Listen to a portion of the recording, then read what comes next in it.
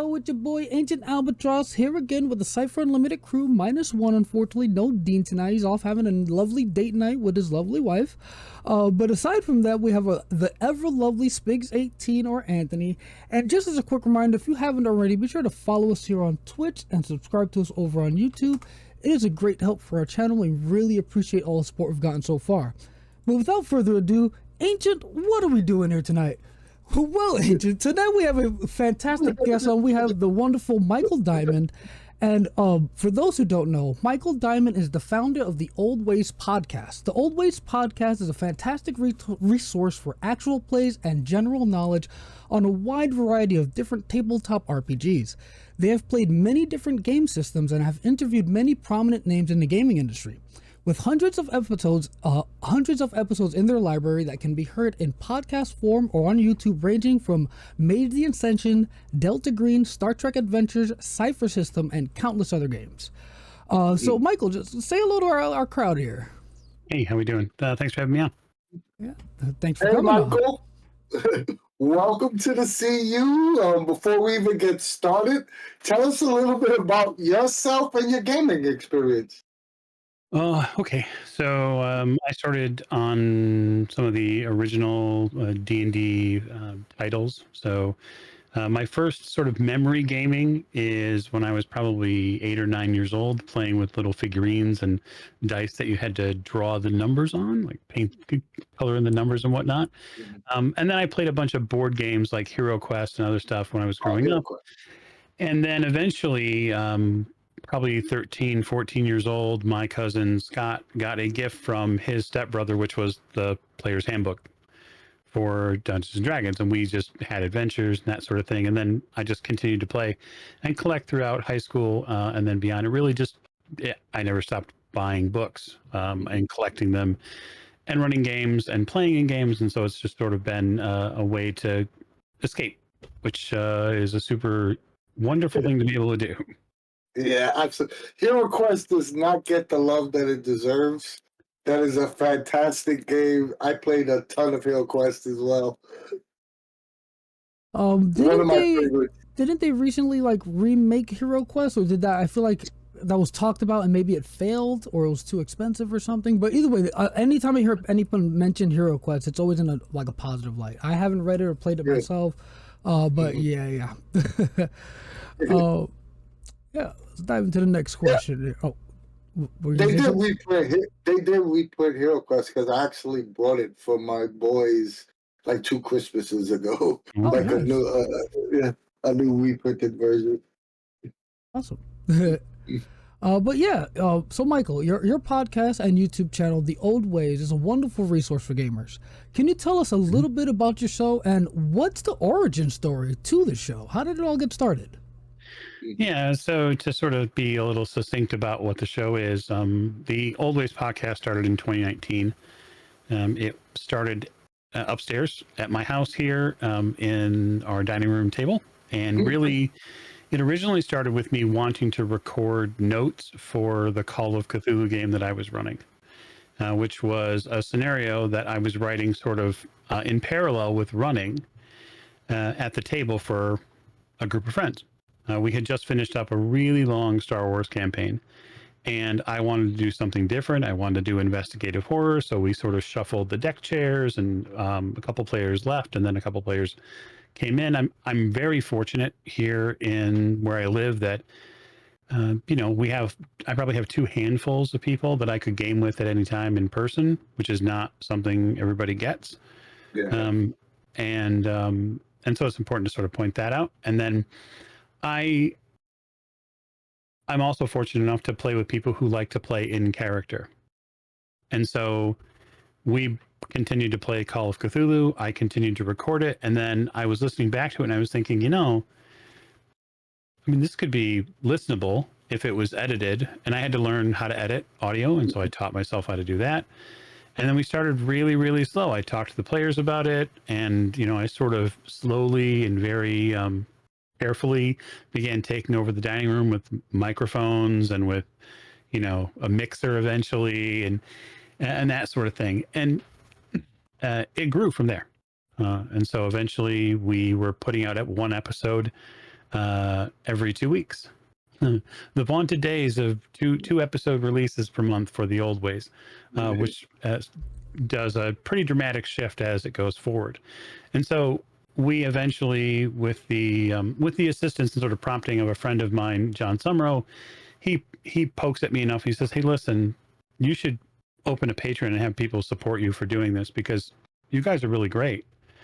And I said, "Okay." So we did that, and slowly but surely that sort of grew. And so it's been a lot of really hard work to build up the community. So the show starts in 2019, and then as the pandemic hits in 2020, it becomes a support mechanism for the players at the table.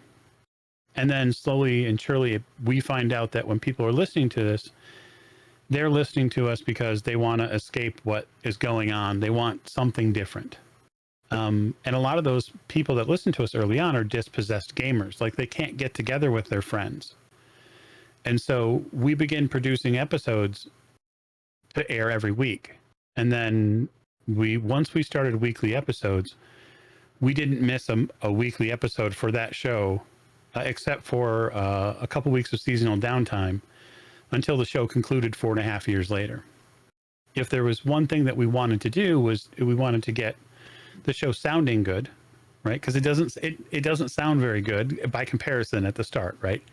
And so really we wanted to build a bridge to that people could use to sort of get out from under or the rain that they were experiencing with, the pandemic was tough on everybody for a lot of different reasons. And so I think that's sort of what it grows out of. We grew a community around it, a very diverse one I'm super proud of. And it became a place for people to be able to get their messages out. And so that's sort of what we say when we say, "Come join us, won't you?" Which is, hey, listen, we're all a chorus of voices, and everybody deserves to be heard. Yeah, that's a fantastic motto to have, and just a theme for the whole all around show. So the Always was the name of the original campaign you was running, or there other significance to that name? No, so the significance of the old ways is an ideal, right? So some people have asked me, "Hey, is it a quote from Excalibur?" Because that quote is in Excalibur. I said, no, it's not about Excalibur. What it's about is some of the oldest method of entertaining and sharing and communicating is done by storytelling. And so really what it harkens back to is the time when people sat around campfires or tables and they told stories with one another. That's really what we do. That's the aim of it. So that's sort of where the old ways comes from. Two things, I guess. Yeah. What you call it? It's awesome that you have that. You said 2 handfuls of like groups of players you can play with in person. That is an absolute blessing. I just want to say that it's been so many years since I've played in person, and I miss it. And I'm too much of a recluse to actually go out and actually make friends. So it is what it is. But the second piggyback off that was you said the show. You worked through the pandemic through 2020. Are you recording these sessions in person or online? And did the pandemic change that? Yeah, so we were recording in person pre-pandemic. And I remember coming back from a business trip I took to Kansas. And I'm sure that some of us know people who live in Kansas. It's possible that I was hanging out with them before I came back home. But I remember coming back and I remember hearing all of the medical news. And then I kept hearing about more and more cases. And I sort of talked it over with the group of the players who were playing Masks of Nyarlathotep at that time. That was the only show we were airing. And I said, I think we need to consider how we play this remotely. And we went from, I came home on a Wednesday and I had to figure out every single person, how they were going to record remotely. And we moved that at that point, because we record on Fridays with that show, we moved in 48 hours, we moved everything online. So I had to upload every handout. I had to create all these different Discord channels.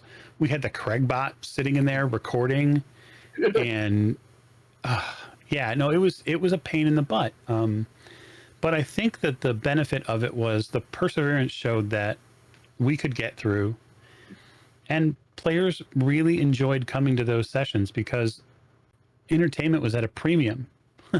I mean, you know, and you certainly, some people certainly couldn't deal with the news, overstimulated by it, can't do it anymore for all sorts of reasons. So yeah, it went from live and in person to, you know, remote, and then eventually, as cases go down, as the pandemic wanes a little bit, right? Because I want to be careful about that, because it isn't over, right? We have created medical treatments and important vaccines and all that to help combat it, but it is not over, right? COVID-19 still exists. It's still out there. People can still catch it. So I want to be careful about how I say that. But as it got safer, we returned to, you know, the studio here, which is fantastic, because I was able to convince the powers that be to let me completely renovate the basement and take it over and make it into a studio, so that we could give the dining room table back to the rest of the house, and I could have all of my, you know, I could trust my techno lust and sort of just spend and finally build a studio that I've been waiting to do. So, but those first few sessions back were really strange. I know that the house is happy that they get the dining room table back. They could finally eat as a family. Right. Oh my God! Right. When you said the house, I thought you meant like the house, like the actual the house. darkest house. And then I was thinking like the darkest house. Like, the darkest house is not going to be angry with you anymore because you gave it the table I back. hope not. I really, really hope not. It's funny you mentioned COVID, because I was actually talking to Eric Frankhouse like 2 weeks ago, I believe, and we were talking about how it was during COVID. It was like the boom for actual plays. Like so many channels got so many, you know, new eyeballs, a ton of new viewership. Have you noticed a difference in audience like engagement pre-COVID? I mean, post-COVID. Now that most of it is sort of dying down, and you know, a lot of people went back to work, and everyone doesn't have the time to necessarily listen to shows. Yeah, I think I have noticed it. I think that there's a different way that people perceive their time available to them now. Like, we went through a situation for a long time where, you know, commutes were erased. And so you could watch it.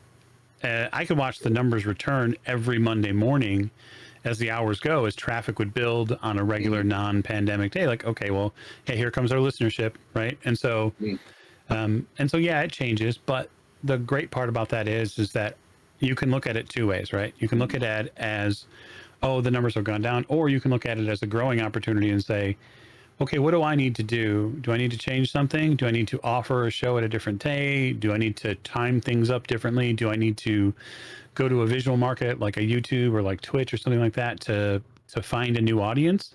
Played, and that's why you start to see, like in our back catalog, which is now over 700 episodes. We had our 700th episode Tuesday.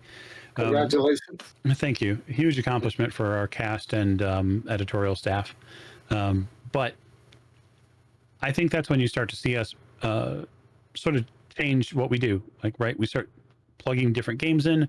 We're doing different things. We're trying to see who else is interested in what we do, right? So on the podcast, we're a deep narrative podcast. We explain the rules, but after we explain a rule, unless the player asks for a rule clarification, we go right through it, because we're trying to keep the moment, the dramatic moment of what's going on. And so after listeners got used to us playing Call of Cthulhu, we stopped talking about the rules in depth because people knew what we were doing. It's nice when we play games like Cypher-based games, because we get two opportunities. One, to talk about a rule set that is relatively pretty light by comparison to some of the other rule sets that are out there, and one that supports player agency sort of directly in the way that it's built. You both know that pretty well. And so when we played Old Gods recently and we aired a 3-episode arc in October this year of Old Gods called Family Reunion. And we sort of focused in on Tipton, Tennessee, and we told the story about people coming back to a place that they'd first lived at, and then what I say is hijinks ensue. And so things happen, but that was a ton of fun, because I had 3 players who had a very light, if no experience in Cypher, And so when they said, hey, how does this work? Okay, let's explain it. Yeah. And our audience is new to Cypher too, like our main core audience, Yeah. because they're not used to us playing it. And so the great part about that for them is that it's something that they get to learn, because I got so much response from us announcing that we were going to play Old Gods. They were like, oh, I love the idea of Old Gods, and I loved the podcast, and I love the, I would love to play the Cypher system because I don't know what it's about. So we get to explain it to them, which is cool. I've actually been taking a deep dive in your catalog. When we started playing Discord tag to, You bet.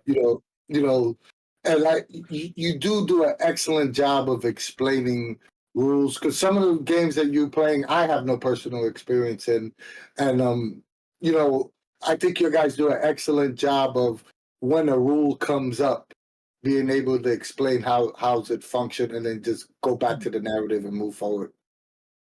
Yeah, and it can be a little flexible too, right? So when we're playing Mage the Ascension, some of those rules by their nature are a little soft, I would say. They're up to storyteller interpretation. And so what I leave in usually is my explanation. If I'm going to go against, or I'm going to change something, or I'm going to say, in this instance, I'm going to do X, I leave the explanation as to why I do that, right? Rather than just rule by GM fiat and move on, I want you to know why I'm doing that. Because I think that's important, because the listener's going to go, wait, why did you do that? That's a perfect lead into our next question. But I just want to say two quick things. If you have a question for Jason, like Jason just posted, just preface it with the word question, and we'll ask him at the end of our questions. And thanks. So yeah, guys, keep on asking Jason some questions. We're gonna get to all of them. Michael. And thank you for Michael, I'm sorry. And we can ask Jason questions. He's there in chat. And Aloof Poof, thank you for the resubscription. 19 months is incredible. Thanks so much. So this is actually the perfect lead-in. Is you have a large array of different role-playing games that your guys run on your show. So do you have a current favorite game system right now? And what system are you least fond of at the moment? What system am I least fond of? Least fond of that I am running currently? Oh, just period. I think the rules for Vampire 5th edition by Paradox are a travesty. So that's my hot take for the evening. I am a longtime World of Darkness vampire player, and I do not like what they did to the imprint at all. We played 2 seasons of V5 Vampire, and I love the story. Like, it's great. The setting is amazing for a ton of different reasons. I understand some of the setting and editorial choices they make, but I really just dislike how they sort of gutted it and made it into something that is less than what it was, right? And I know why they had to. I understand they had to sort of put to bed the White Wolf sort of era of the product to move forward, because they're a company and they're trying to sell books. So that I understand. I'm not a fan of it. I would rather play old school World of Darkness, because it feels like it's a better fit for the setting. I haven't played Chronicles of the Chronicles series that Onyx Path came out with yet. I will probably get a chance to play it just to see what it's like. As far as the favorite system that I'm running right now, Mage the Ascension 20th has got to be up there. It doesn't necessarily have to be first, but if you're a person who's experienced Mage the Ascension, the 20th anniversary of the rules is really, really well sorted out. It's a big book. It's over 700 pages, and it's a book you could hit someone with as a home defense weapon. But that said, it's pretty good. I like the fact that the magic system is very mutable.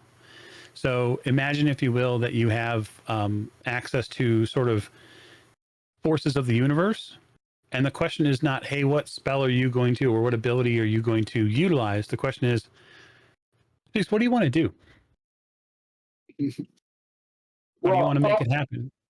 Our audience has played Tolis.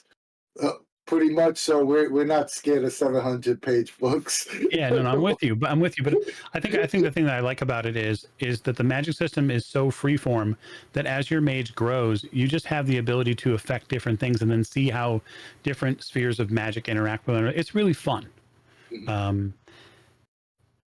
I've never read Mage, but how you describe it makes me want to read Mage. Mage just said, yeah, that sounds very up like a Cypher Alley. If you just kind of describing how you're using the forces to do what you're doing is what it sounds like. I would say that there's the freeform element reminds me of a couple different systems of magic out there. But if you haven't had a chance, I would totally check it out. It is worthy of your attention for 5 or 10 minutes, and just to see what the system is like and to understand. And I mean, we're playing through a season of it on the show right now. It is one of the games that I'm running for the show. The other game that I'm running for the show is Children of the Periphery, and that's our sci-fi space adventure. That's season 2 is recording, and it's being run with a Cypher system now. We left the Coriolis setting behind, and we also dropped the rule set as well. And so It's been fully converted over to the Cypher system. And you can actually go to our YouTube channel and you can check out our conversion video where all the players for season 2 came back and converted their characters over to Cypher versions, which was sort of fun. Awesome. Yeah, definitely. I played Mage. I haven't played the most recent version, so I'll definitely check it out. I've never ran Mage though. I played it as a player. I know Dean played a ton of Mage as well. You know me, I have the least experience. But what you call it? Since we did mention your 2 shows there, in general, you have a pretty talented pool of role players for your games. You kind of mentioned a little bit that you kind of know them mostly from in person, but how do you recruit your cast members and game masters outside of just knowing them? Well, okay, so let me shed a little bit more light on that. Like, when we grew the show from a single show to 2 shows, right? So we grew it from having just Masks of Nyarlathotep being played to playing with Horror on the Orient Express, which was our second Call of Cthulhu campaign. But I ran them side by side for about 3.5 or so years, and that helped sort of bulk up the calendar for us about what we were releasing. I ran that game with people who I had never met in person. And so every one of those cast members, we played one game together. We played the Necropolis. So the Necropolis, for those who are not familiar with it, is a sort of traditional Call of Cthulhu convention scenario. It's meant to be run in 2 hours. It's a demo, basically. And we had a great keeper who was wanting to run it, and I jumped in the pool with a bunch of people. And then 3 or 4 of the people that were playing in that game sort of came together and congealed around us eventually running a campaign that saw like years of play. It's one of our most celebrated campaigns, just for the fact that it's not run at the time. It's not AP'd very often. There was one other show at the time that I could see that had run it, and I think that was Into the Darkness, and they'd only run some of it. And that's very true of big Call of Cthulhu campaigns where they'll run like the first chapter or something. And then what happens? Well, people got to go somewhere. There's a scheduled conflict, and then they just never get back to it. That is just it's not something that we do. So we're sort of I vet people, right? Just like anybody who gets into the show to be a full-time cast member, we generally do. The process is pretty simple, although it might sound a little strange. We obviously have to have some sort of communicative relationship, right? So communication is the basis of every relationship we have. So I have to know who they are, and I have to get to know them. And then if they gel well with the people that we already play with, that's a plus, because you don't want to have friction at the table. We are a 0 drama cast. I don't allow for it, because it causes trouble. So beyond that, then we run a test game. And we play in a test game, and that game sometimes gets recorded, sometimes it doesn't. and we try to have a maximum amount of fun. And I try to see how the player does when it comes to role playing, rules understanding, ability to work with other people at the table, all the stuff you'd really want on a resume. And then if I like what they do, then yeah, let's come and play with us on a semi-regular basis, or, you know, go into the cast channel and sit in the proverbial person soup. And when I step into that channel and say, hey, I'm going to run this game. This is how many player slots I have. This is how many slots I have for potential Patreon members to join us, because we do that too over on the Patreon side. There are levels where you can get asked to come be in games and be in recordings with us, which is sort of unique, which is tons of fun for folks who want to support the show. And that's sort of how it goes. And then eventually after that is the next step. And so if you get a cast member who is super charged up and they really have something they feel honestly passionate about, they'll come to me and say, I'd like to run this for the show. And then we talk about them running games for the show, which is great because they get to show off their own ability as a game master or as a storyteller, whatever flag you want to put on it. And I think that's fun. And it's also a way that the show does what it can to keep a diverse feel to it. And that's super important to me as a showrunner, is to make sure that we're creating space for people who might not have the ability on their own to do those sorts of things. Like, there are people out there, wonderful, creative people, that don't have all those things set in place.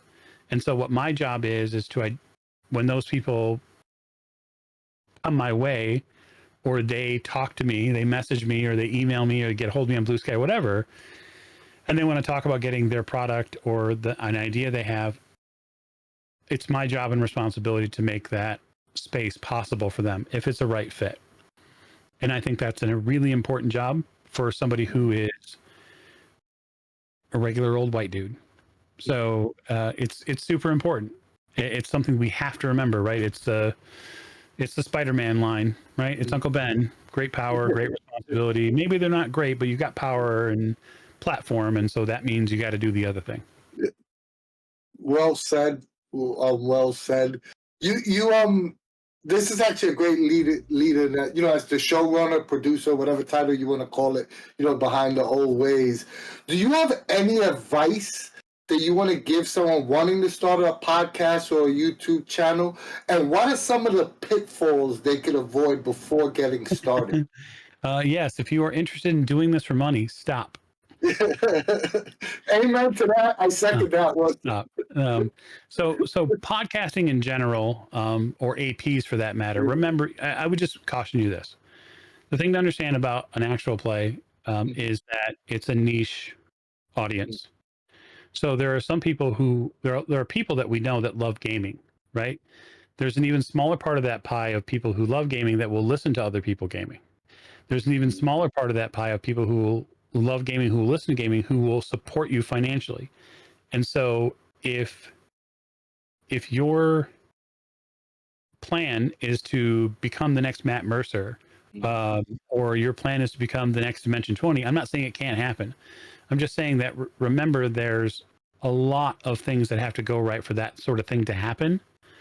And so follow your dreams, absolutely. But I've not quit my day in 4+ years. I have not quit my day job because I got to eat, and so does the family, and the house has to be paid for, and all the other stuff that goes on, right? So like, that's part of my advice. Plus, two,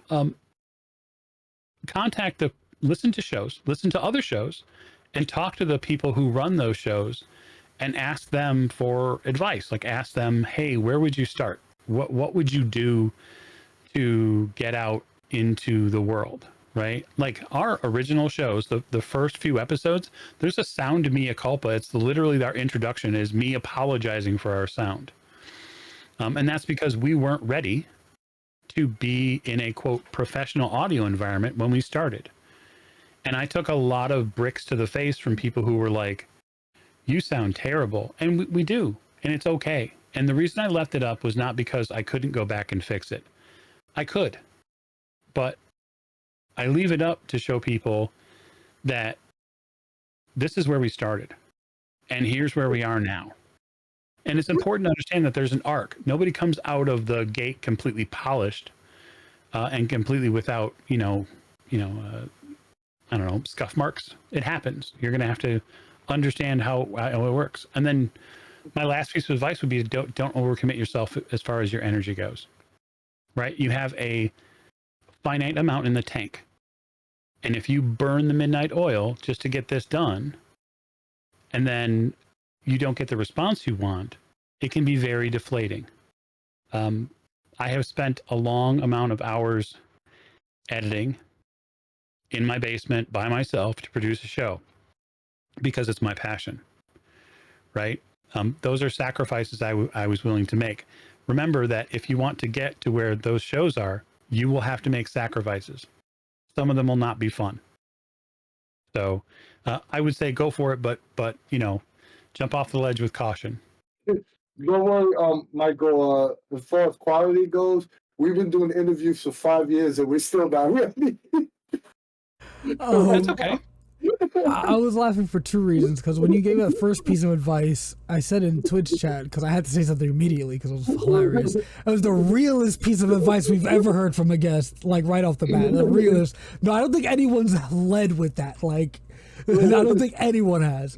Just be real. It's just about being real with people. Like, there's a lot of people who see an AP and they go, oh, wow, they've got, over 1,000 people who have subscribed to them on YouTube. They've got X number of followers here. They got X number of followers here. Look at this, look at this, look at this. Numbers are not your friend. Numbers will lie to you. And so be very careful when it comes to that. I mean, we're very comparable in numbers, so we both know exactly how much revenue you get for Twitch and YouTube. You bet. It's not the right home about it, I'll tell you that much. And the second thing I was laughing about is, like Anthony had mentioned, we've been doing this for 5-6 years, however many years, and our old stuff, when you go back and look at it, it's, oh my God, and even now, like, I feel like we're still have room for improvement, so to speak. But you gave this like really noble and like great reason for keeping it that way, your past. And I was laughing because I guess I haven't considered it because I'm just lazy. Like, you have this noble, awesome reason, and I'm just like, damn, I just don't want to do it. Like, that's okay. It was like, Dan is on Netflix right now. I gotta watch the new episode. Ooh, but oh man, I lost my place in the notes here. Okay, there we go. Well, let's get back on track. So you also mentioned this during our last round of questioning, that in the last year or so you started using Cypher System for some of your shows, or for one of your shows. How did you discover Monty Cook Games, and what is your overall impression of the Cypher System?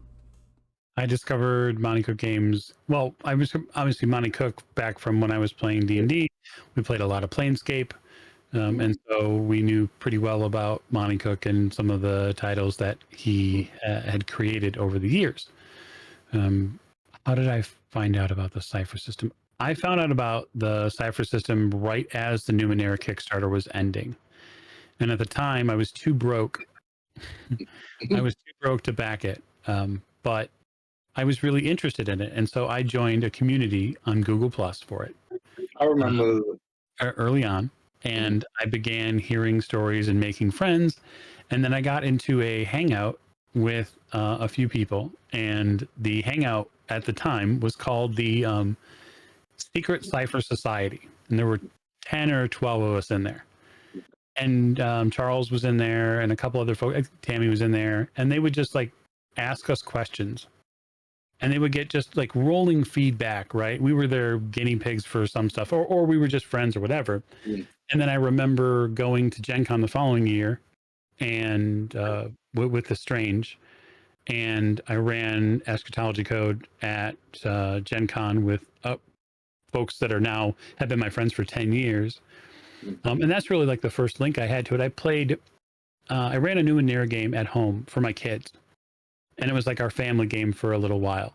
And then I tried to jumpstart a couple things when it came to like the Strange. It just never got off the ground here locally for me. I think it was a little too different for what my friends were playing. right? They didn't understand.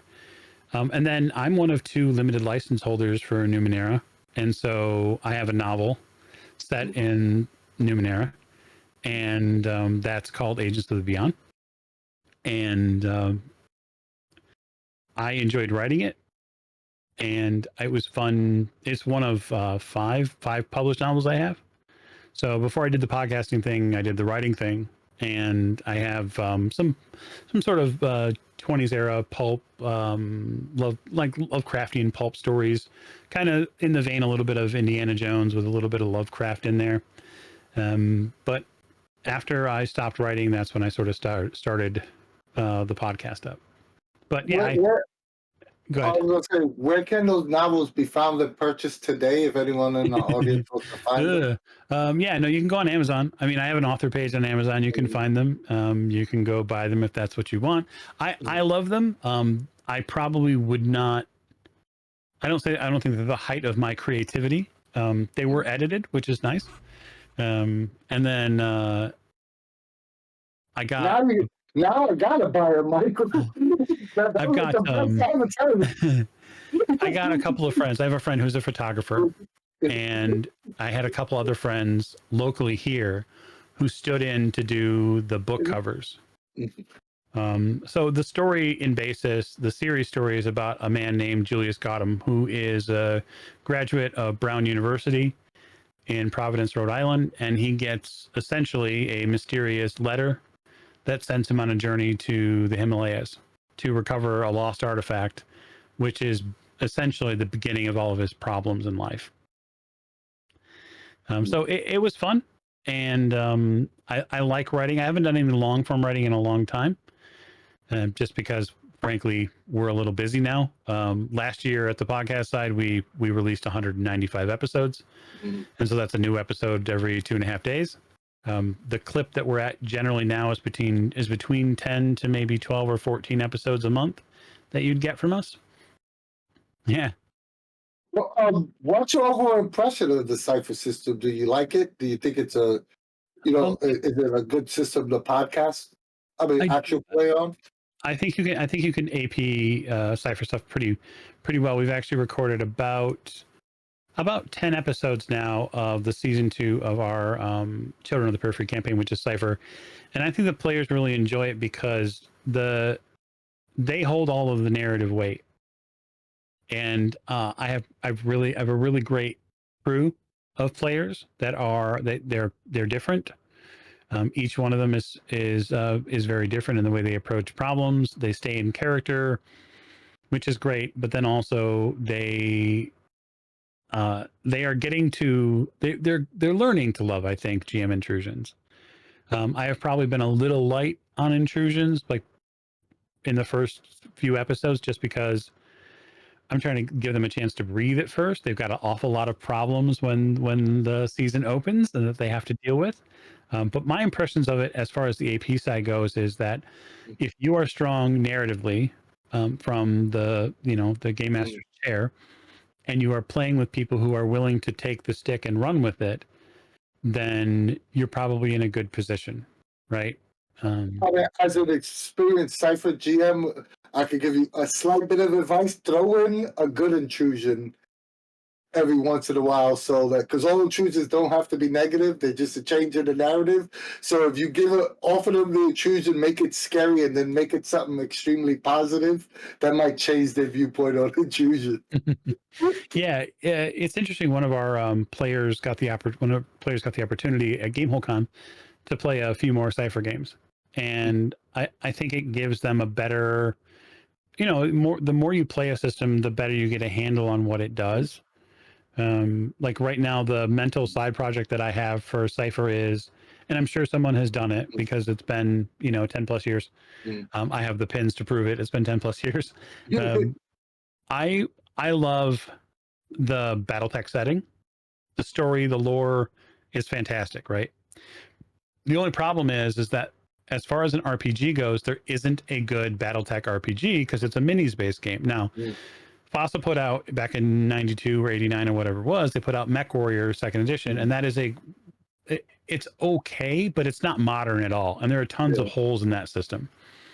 And so I'd love to get my hands on the right way to do mechs inside Cypher, because you're going to have, like, in my mind, you're going to have different weapons are going to have certain different tiers. It can't be solely based on the tier of the mech, like if we're thinking in a Cypher-based way, because lasers and missiles and PPCs and stuff like that are going to do different damage. But like, that's the thing I'm ruminating on, like on the side, like, oh, it would be fun to, because I want to play BattleTech again, but I don't want to do it with their rule set, right?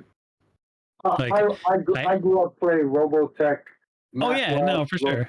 Yeah, I definitely feel you. And there is actually a game called Warpaint. It's like a Cypher hack. It's not exactly BattleTech, but it does have mechs and body armor and stuff like that.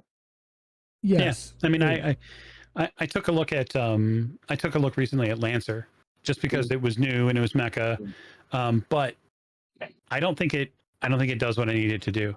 I think it might be a little too, like the review I saw on it, which a friend of mine shared. They picked up the book and they were like, here are the pages that deal with the role play aspects of this game.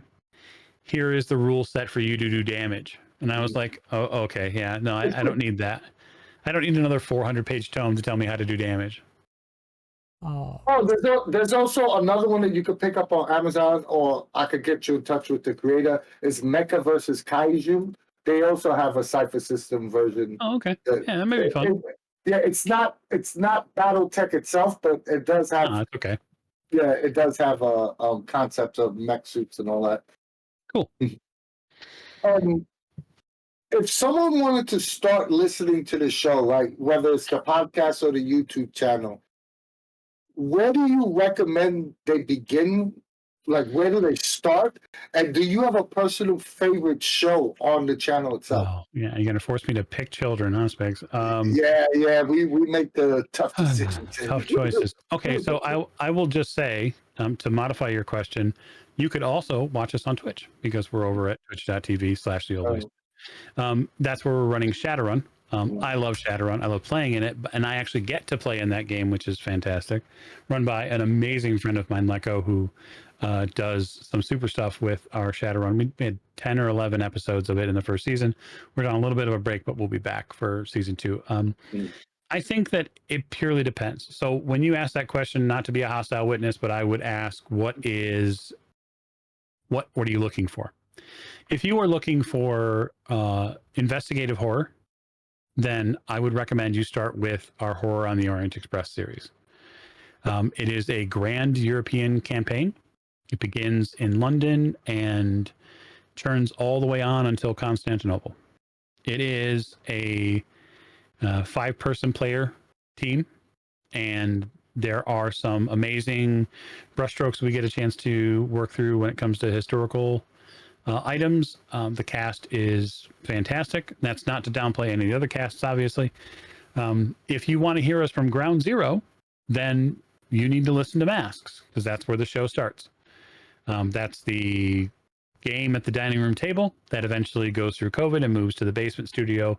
That is 6 seasons of enormous and amazing content. I think I want to say that Horror on the Orient Express is 141 or 142 plus episodes. It's big, right? And then if neither of those things, as far as investigative horror, are what you're interested in, if maybe you want a different type of fantasy game, we don't play a lot of fantasy on the show. But what I would say is, if you are interested in fantasy, we just got wrapped up playing 6 seasons in Sartar, which is our RuneQuest campaign. RuneQuest is wildly different than most of your flavors of fantasy go. It's Bronze Age mythic fantasy, which is very much different. And this is a story about 4 coming of age children who grow into adults and have to make choices, and then have some sort of very difficult life events and how they work to potentially overcome them. So if fantasy is your jam, then I would do that. If modern horror is your thing, then you need to listen to our Delta Green show. So Delta Green is sort of like Call of Cthulhu. If you're not familiar with it, it's just more modern, and it's a little bit less like, it's obviously not, it doesn't sit in the 1920s. And so if you're not into the historical vibe, our Delta Green campaign is a little bit more modern. People, talk normally and there's no chimney sweeps, that sort of thing. Actually, the Delta Green is one that I started with. Well, I'll tell you this. Our Delta Green show, when we were running the Night Floors, which is the beginning of the Impossible Landscapes campaign, we got a really nice note from John Scott Tynes, who was one of the original creators of Delta Green, and he said, "I love this. Can you make more?" And I feel like that's a really good endorsement when the people who help make the game want to hear you do more of it. That's awesome. Delta Green has an amazing cast as well. There's 4 voices in that. So I know some folks who are listening to this or watching this, some larger APs with bigger casts, sometimes it's harder to figure out who is who. Delta Green is a smaller show. And so there's less voices for you to differentiate between. That's awesome. That's awesome. It's always nice to get that recognition, like you said, from the people who created the thing that you're playing. It's always nice. Yeah. And if I can, I'll just footnote that by saying this, Al. It is something that gaming companies and game creators should do more of, because APs are essentially advertising for what your product is. Now, if you're not paying those people, it is free advertisement. The least you could do would be to reach out to them, even if you don't listen to it, and thank them for carrying their product and trying to attract more people. Like, we have probably brought a fair amount of people to Call of Cthulhu based on our shows. And I've seen the posts in our Discord server about people buying books and stuff like that. People get into the show, they get into the community, and then they want us to play. Hey, I want you to play this game. The reason why we ended up playing Old Gods, beyond our own interest in it, was we had a lot of backers who said, "You guys should play this. Like, this is perfect for what you do." And so we did. And so that's the other cool thing that on the Patreon you get to do for the old ways is you get to help us pick games. I mean, right now, there are tons of votes going on and have been going on for a couple of months where, like, our backer community built the world that our Cypher sci-fi game is going to. They built it, and they got to choose what wonders and what complications are a part of that planet. And so they get direct choice in some of the things they get to see me uncork. And the cool part is that some of our players are also backers. And so they're voting like, yeah, we want terrible stuff here. Bring on the craziness. Like, and so I think that's fun. And it's a way for the community to interact with the show. It's just one of the ways patrons get a chance to interact with the show. So that's awesome. I absolutely love that. I don't know if you've watched or spoken to content creator Eric Frankhouse, but he does something very similar with his games where he'll like kind of world build out things with his like community and stuff, and that stuff is just so awesome. Like, it just gets everybody so invested in what you're doing, and then they get to see how that actually plays out organically with your cast. Like, it's just awesome all around. It's fun. It's fun because we have a couple of other levers that patrons can get hold of too. So patrons at certain levels can get something called the Hand of Fate, which is something that you got used quite a bit in our Call of Cthulhu games. It's only for select campaigns, and basically it's like voting in ancient Greece. And so they can get like a white stone or a black stone, and they can vote favorably or unfavorably for a character. And then when it can do anything, and so it's sort of at my discretion about a lot of stuff that it can do. So it could turn a critical success into, okay, well, I'm going to spend a Hand of Fate and you're going to re-roll that. Awesome. Oh yeah, I've done it to players. I mean, I had a player who thought they had everything in the bag, and then that Hand of Fate comes out, and it's like, and you can feel their frustration, and that's okay because, you know, they also get Hand of Fates that are positive for them. I did have one player who seemed to be almost like a magnet for negative Hands of Fate, and that's okay because really what I told them was the people are complimenting you, right? It's a compliment, right? It's okay because they're saying that they want to hear you go through these terrible situations, and so that's fun, and they get to play it once a month. And the cool part is the backer plays it, and then nobody knows when it goes off. I will say this before I move on to my next question. What you're saying, how it's a compliment, is 100% accurate. Because whenever you're watching a movie or a show or whatever, the most memorable moments are the things when things go bad. Like when things go rough are the most memorable and fun times in the thing that you're enjoying. So yeah, it's definitely a huge compliment. They want to see him or them go through the shit. So yeah, That's right. definitely a compliment. But yeah, next question here. You have the podcast, right? And it's across YouTube and Twitch and Spotify. Is there any content differences across the different platforms, or is it all the same? No. So I would say this: the way it works for us is everything starts on the podcast side for the most part, except the stuff that is from Twitch.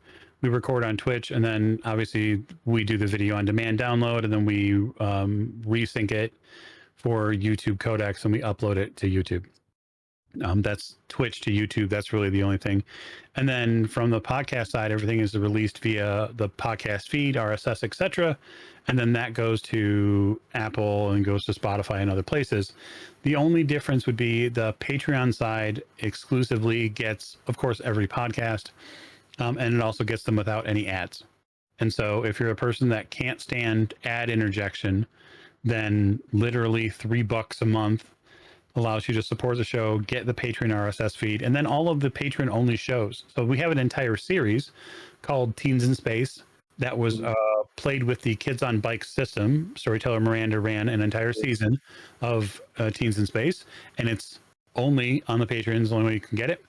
And then we're also going to be doing something with very shortly for our patrons, which is the Liminal Horror, is sort of a rules light game that came out a little while ago, and we're going to play an episode of horror, which is very specifically liminal, which is helpful because we're going to get up and gear for a bunch of other stuff that is going to deal with that type of horror.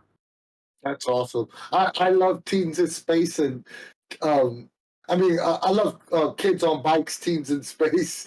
Chad is agreeing with that, with that whole concept. Jason specifically says he loves all the kids on games. Yeah. If you want to play that, we could definitely play some Kids on Bike. I actually love that game. I don't know anything about it. I need to read it, period. Like, you know me, I'm the worst reader in town. So. All right, so before I have one last question, then we have a couple of questions for the audience, if that's all right, Michael. Certainly. And then we go to what this last hour was just, this was the mirage. But, the real questions come in, our world famous rapid fire questions. Good. So our last question of the day is, is there anything else you want us to know about you or some other projects you have going on that we haven't discussed? I think that the thing I want folks to know is we're very much looking forward to sort of like the next things that we do. We're going to be at PAX U. Some of our cast members will be there. We will be streaming from the Monty Cook Games room, which will be cool. So you get to see us live if you're there. You can stop by and say hi when we're not streaming and whatnot, or maybe just watch us do our thing. And then also I can announce here that one of the games that we're going to be playing will be run by one of our cast members. Mare will be within the setting, the white book of It's Only Magic. Nice. Awesome. So we'll be doing something fun there. And I wouldn't doubt that we might also see a stream of an Old Gods setting. That'll be awesome. People will eat both those things up. While you're there, Dean is going to be working the MCG booth, so you'll definitely, our third counterpart, you could definitely say hi to Dean, and I'll make sure Dean stops by and say hi to you.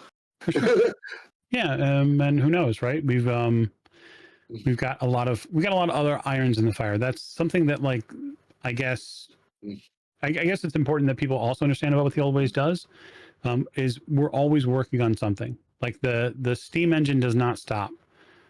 So whether that's another one of our GMs is prepping a game to record, or whether we're getting ready to announce a new stream, or we're gonna work on something for the patron side, there's always something going on.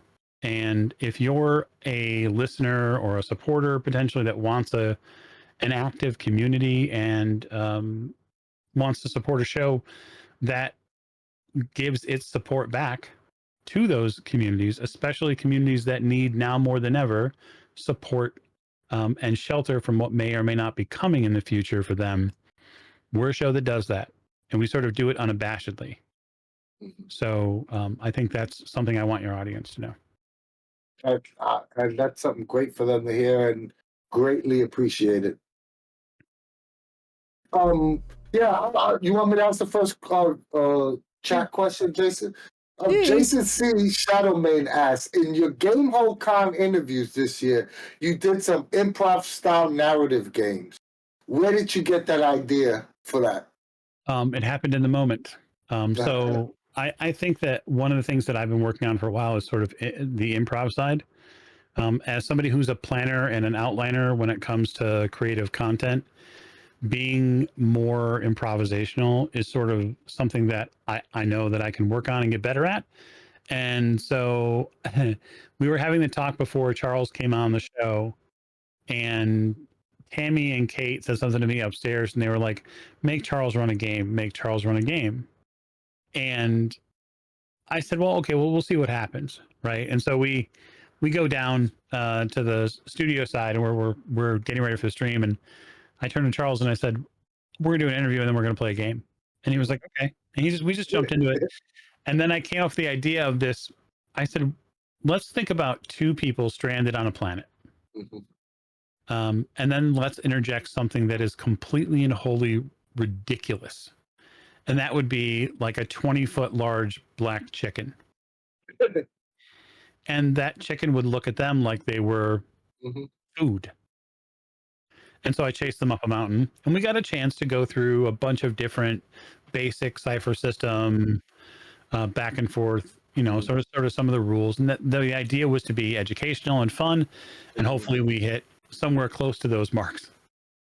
First of all, Cypher is perfect for improv gaming, and actually, improv gaming is more our area of.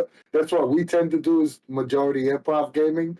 So Cypher works great for improv. But have you checked Devil's Dandy Dogs, or what you call it, or Stealing Stories for the Devil, or Stealing Stories for the Devil? Yeah, I bought the big box of Stealing Stories. And I had considered bringing that with us to play at PAX U. I thought that would be kind of fun. I haven't played it yet, though. And so I suppose I'll put this out there. If you're going to PAX U and you think you've got what it takes to run that game, I'll bring my box so you don't have to, and we'll play it live on the show. Both of those are phenomenal improv games. Yeah, there's quite a few people in our community. I don't know how many people are going to PAX Unplugged, but quite a few people were running that game. Yeah. Well, I don't know if you participated in our CypherCon, but that's so for the new CypherCon. That's one of the new directives that we were getting to incorporate more of the improv style games. So hopefully we're going to get more Devil's Dandy Dogs, get some of the other MCG titles involved in CypherCon. That'd be all awesome. And what you call it? Before we move on to our rapid fire, Jason did have one more question. You can come, Jason. And apparently everyone's Jason. You called me Jason right before you led into everything, Anthony. But anyways, Jason asks. Give Jason his plug. Jason C. Shadowmane. If you haven't, he also runs a fantastic blog post that's chock full of great ideas and great gaming advice, great game reviews. So if you haven't checked it, and we'll definitely put the link on it when we post this video on YouTube. But the Shadowmane gaming blog post is a phenomenal resource for gaming knowledge. And Jason, feel free to link it right now if you'd like, while I lead into your question here.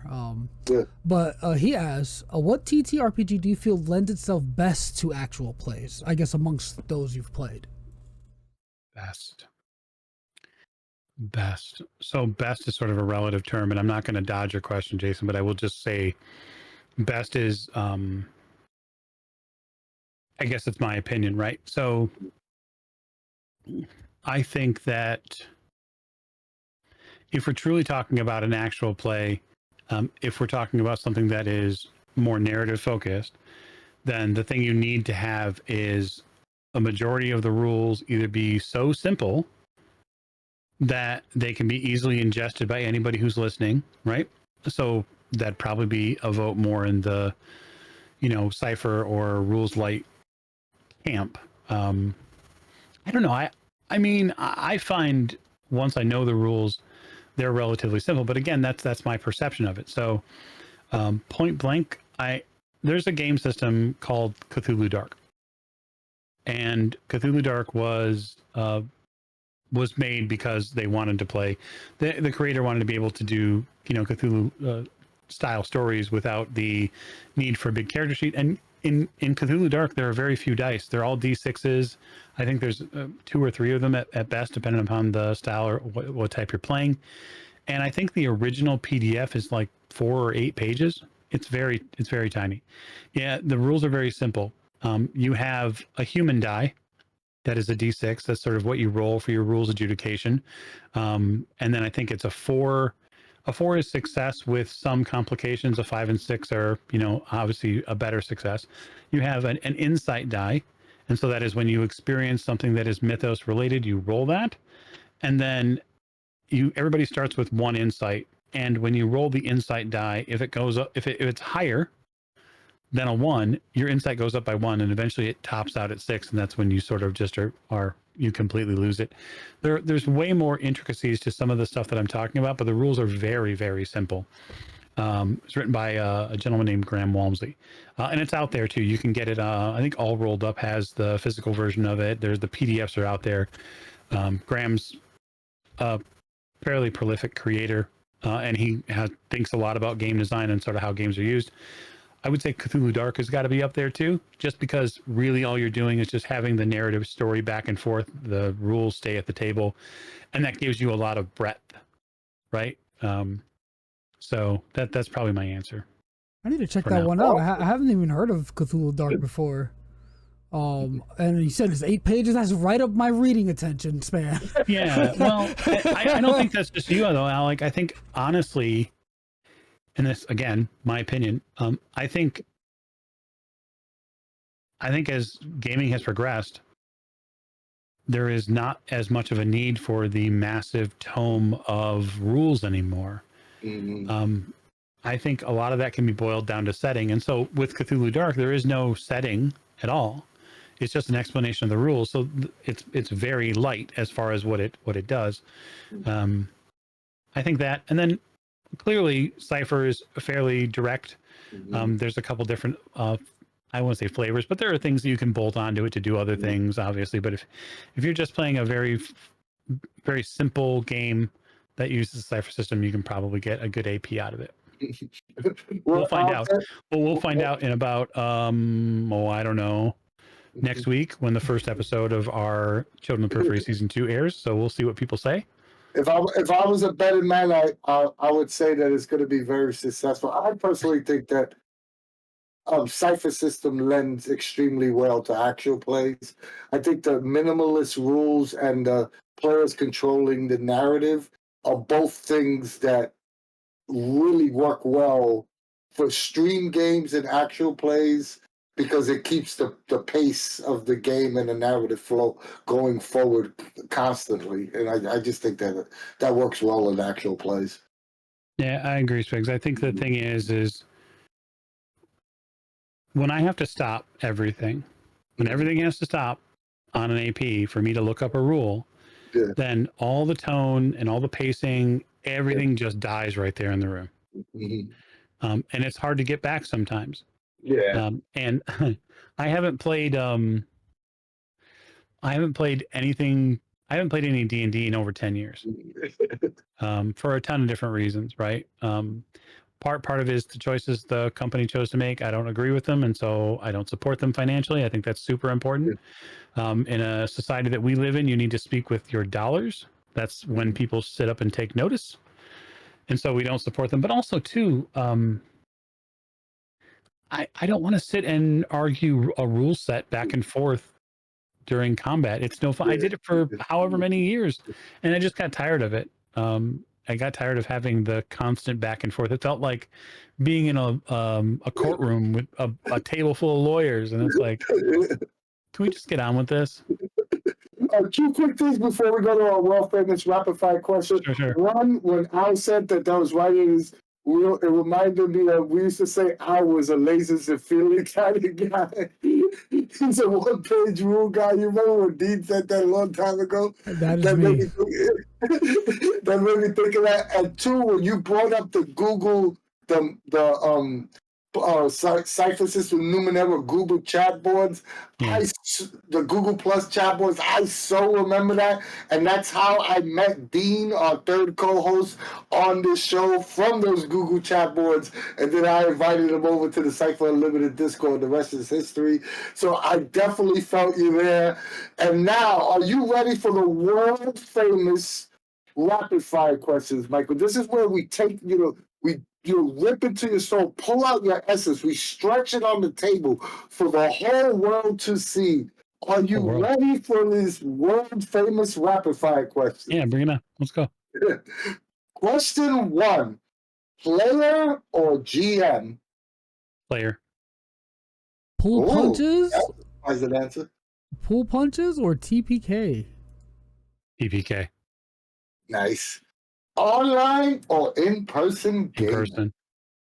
Oh, this is really rapid. I don't think anyone's been as rapid as this guy. Let's go. Come on. Announce a difficulty number or keep it a secret? Keep it a secret. Although I do announce difficulty numbers in some of the games, I have begun shielding them because I think it's fun. Yeah. Sweet or salty snacks at the gaming table? Salty for me. RP or combat? RP. PDFs or physical books? Physical books. I don't even have enough. You can never have enough. Pen and paper notes or digital?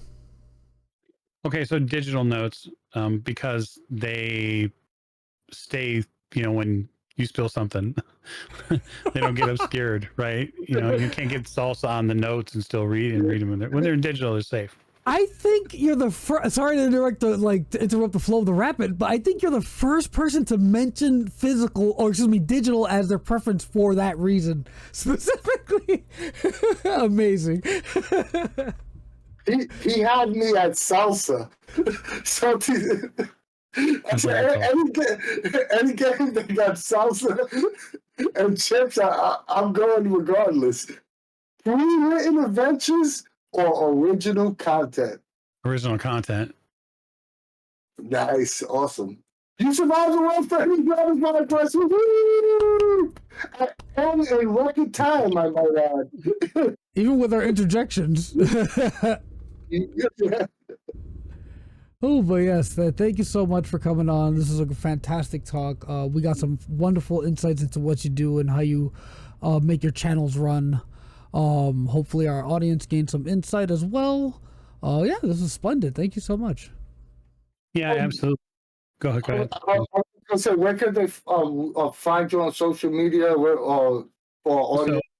I know Al was putting our socials into the stream chat, but if you want to do yourself and everyone around you hopefully a favor, you can go to patreon.com/theoldwayspodcast. Right now, we're running a sale as far as the yearly subscription for the Patreon. And also, Patreon just gave us the ability to gift memberships to other people. So it's a huge way to help the community. We are the type of community that gives back to charities as well. There's going to be a charity stream in December that we're going to raise money for. We haven't announced the charity or what we're going to play yet, but it's going to be ridiculous and silly and tons of fun. And I'm on Blue Sky. You can look me up there. Give me a follow. If you've got questions about anything we talked about, message me there. if you are that person that's listening, either on the video demand or on afterwards or now, and you think I've got the chops to run Stealing Stories for you at PAX U live in the MCG room on stream, then get in my inbox and let's talk about it. I will bring the game.